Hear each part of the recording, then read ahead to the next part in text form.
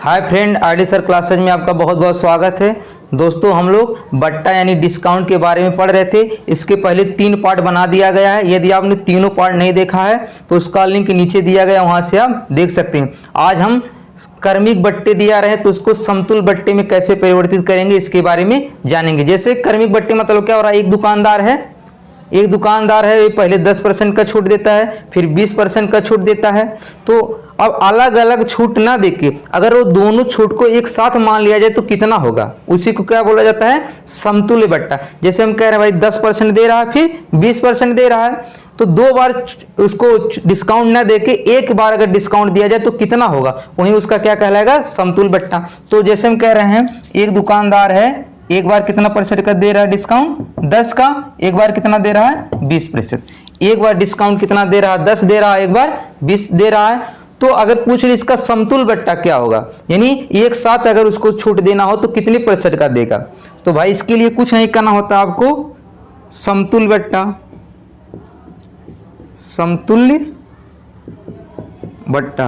समतुल्य बट्टा होता 100 माइनस के 100।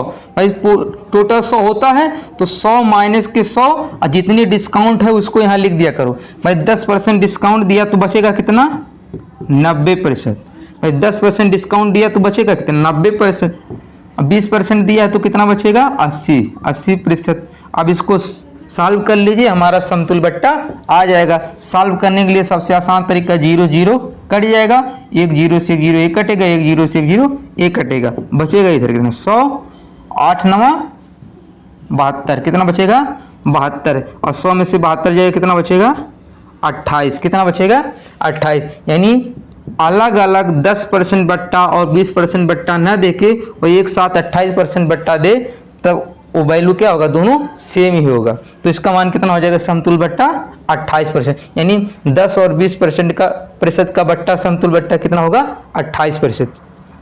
चलिए देखते हैं इसमें किस तरह से क्वेश्चन एग्जाम में पूछे गए हैं, उसको हम किस तरह से सॉल्व करेंगे। पहला क्वेश्चन है 20%, 25% तथा 10% के 3 क्रमिक बट्टों के समतुल्य एकमात्र बट्टा होगा।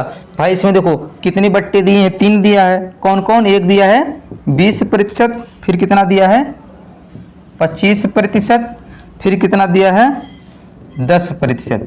अब बताना है कि इसका समतुल्य बट्टा कितना होगा। इसके लिए हम बताए हैं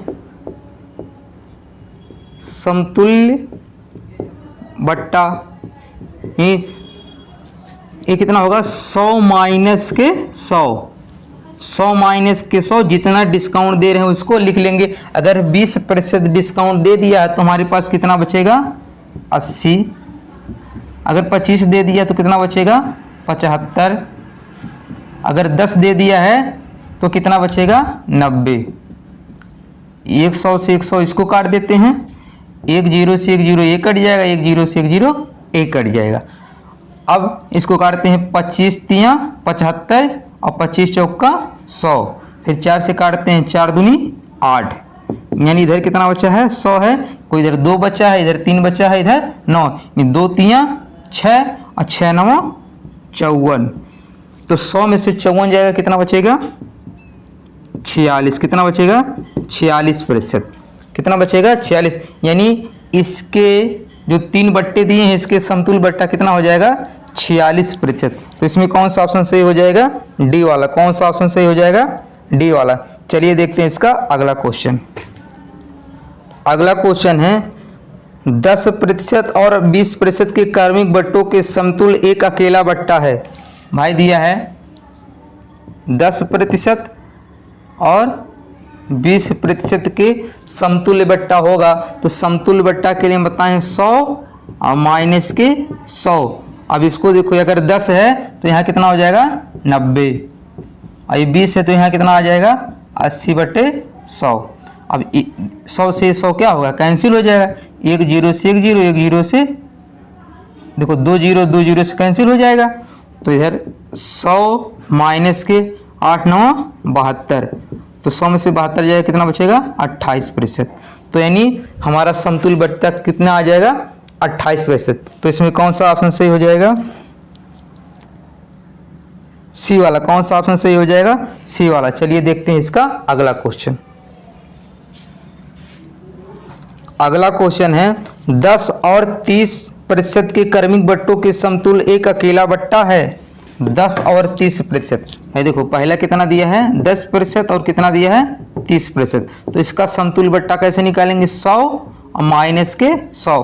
पहले क्या बताएं 100 लिख लीजिए, उसके बाद फिर माइनस के 100, उसके बाद जितने बट्टा दिए हैं उसको यहाँ लगा दीजिए। अगर 10% बट्टा दे दिया तो कितना बचेगा इसके पास 90। अगर ये 30 दे दिया कितना बचेगा 70।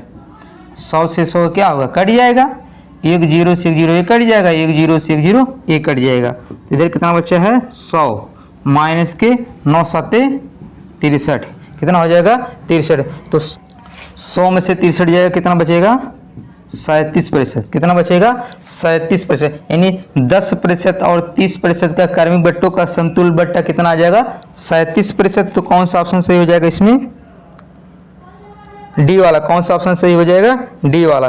चलिए देखते हैं अगला क्वेश्चन। अगला क्वेश्चन है श्रेणी बट्टा 20% 10% के बराबर है, एकल बट्टा के। अब बताना है भाई, देखो इसमें सेम उसी तरह पहले वाला क्वेश्चन, इसमें पहले 20% दे दिया है, बाद में 10% दिया है। इसमें पूछ रहा है इसका समतुल्य बट्टा कितना होगा। तो सेम आपको ऐसे रखना है 100 माइनस के 100 गुणे 20% दिया, कितना बचेगा 80/100 और ये कितना होगा 90/100। ये 100 से 100 क्या होगा कट जाएगा, 1 0 से 1 0 कट जाएगा, 1 0 से 1 0, यानी इधर कितना बचेगा 100, 8 9 कितना होगा ये 72, ये बचेगा कितना 28%। यानी 20 और 10 का समतुल्य बट्टा कितना हो जाएगा 28% हो जाएगा। तो इसमें कौन सा ऑप्शन सही हो जाएगा, पहले वाला। कौन सा हो जाएगा, पहले वाला। अगला क्वेश्चन है, थोड़ा उसमें टाइप चेंज है। आप इसमें थोड़ा सा पहले वाले सवाल का थोड़ा सा आज वाले का दोनों का मिला के इस सवाल को सॉल्व करना है। तो इसमें क्वेश्चन में दिया है किसी वस्तु का मूल्य 30% बढ़ाकर उस पर 10% और 10% के दो क्रमिक बट्टे दिए जाते हैं, अंतिम रूप से वस्तु का मूल्य है। भाई देखो कह रहा है 30% बढ़ाकर, 30% बढ़ाकर कितनी छूट दिए जा रहा है, एक बार 10%, एक बार फिर 10%। तो भाई जब 10% दिया है, 10% दिया है, तो हम क्या करेंगे इसका समतुल्य बट्टा निकाल लेंगे।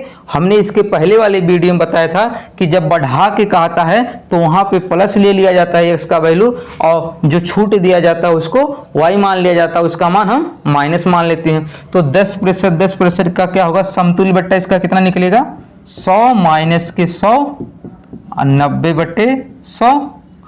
इसका भी कितना बनेगा 90/100। 100 से 100 कट जाएगा, 1 0 से 1 कटेगा, 1 0 से, यानी 100 और माइनस 9 9 81, ये कितना बचेगा 19। कितना बचेगा ये 19। यानी हमारा 10% और 10% का समतुल्य बट्टा कितना हो गया 19% हो गया। अब इसमें कह रहा है 30% बढ़ा कर रखा जाए, अगर बढ़ा रहा है तो प्लस में आएगा, यानी x का वैल्यू कितना हो जाएगा प्लस के 30% और y ये तो डिस्काउंट है, छूट ही तो है, तो y बराबर कितना आ जाएगा माइनस के 19%। हमने इसके पहले वाले वीडियो में ये कॉन्सेप्ट हम समझाया है। यदि आपने वो वीडियो नहीं देखा है तो प्ले लिस्ट से वो तीसरा पार्ट इसका देख लीजिए, तब आपको एक कन्फर्म हो जाएगा। तो क्या बताए फार्मूला क्या होता है, x प्लस वाई और x गुणे y/100। x का मान कितना है 30 और y का मान कितना है माइनस के 19। y का मान कितना है माइनस के 19 और 30 गुणे माइनस के 19/100। अब 30 में से 19 जाएगा, कितना बचेगा ये 11। कितना बचेगा 11। देखो यहाँ अगर माइनस हो तो यहाँ क्या आ जाएगा माइनस आ जाएगा, 1 0 से 1 0 कट जाएगा, और 19 तिया कितना होगा 57। देखो 19 तिया 57 होगा, और नीचे कितना है 10 है, तो 1 0 1 अंक पे दशमलव लग जाएगा कि नहीं, यानी हम इसको लिख सकते हैं 5.7। कितना लिख सकते हैं 5.7। अब 11 में से 5.7 को घटाना है। देखो घटाने में सावधानी बरतेंगे। देखो ये 10 है, सॉरी 11 में से घटाना 11, घटाना कितना है 5.7। अब यहाँ क्या करेंगे दशमलव लगा के 0 लगा देंगे, क्योंकि दशमलव का 0 लगाने से कोई फर्क नहीं पड़ता। तो इससे उधार लेगा 10 हो जाएगा, 10 में से 7 जाएगा 3, 10 में से 7 जाएगा 3। इधर कितना बचेगा उधार दे दिया था तो 0 हो जाएगा, यानी ये 10 हो जाएगा, 10 में से 5 जाएगा 5, ये कितना हो जाएगा 5.3%। कितना हो जाएगा 3%। तो इसमें कौन सा ऑप्शन सही हो जाएगा?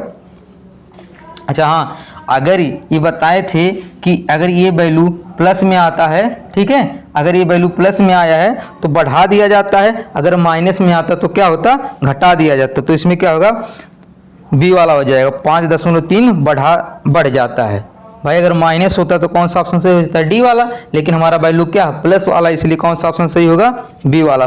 उम्मीद करने दोस्तों आज का टॉपिक आपको समझ में आ गया होगा। यदि आज का टॉपिक आपको समझ में आ गया है तो प्लीज़ आप हमारे चैनल को लाइक कीजिए, कमेंट कीजिए, अपने दोस्तों के पास शेयर कीजिए। यदि आप चैनल पर न्यू है तो इसको सब्सक्राइब भी कर लीजिए। धन्यवाद।